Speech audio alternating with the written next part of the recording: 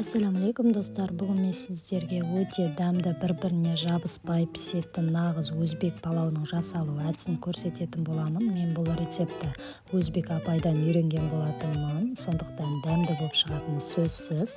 Қазанымызға 4 қасық майымызды өлшеп құйып аламыз. Бұл жерде ең маңызды момент, барлық ингредиенттер өлшеніп құйылуы керек. 4 қасық май, 4 кесе күріш, 4 кесе су деген сияқты.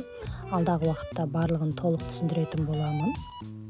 Қызып тұрған майымызға 400 грамм етімізді салып қуырып аламыз. 1 шай қасық тұз салатын боламыз. Етіміз қуырылып жатқан сәтте күрішімізді өлшеп салып жуып аламыз.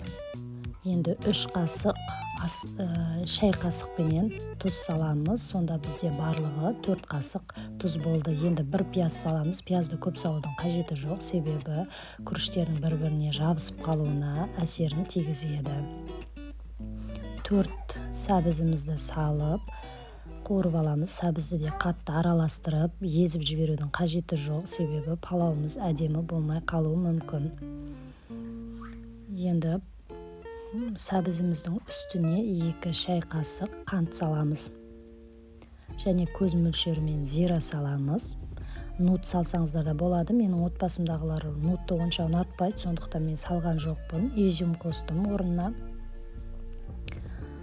Осылай 20 минуттай қуырып аламыз. Әбден қызарғаннан кейін 4 кесе өлшеп қайнап тұрған судан құйып аламыз. Және тағы да 10 минуттай қазанның қақпағын шамалы ашып қайнатып алдым. Содан кейін күрішімізді салып шығамыз.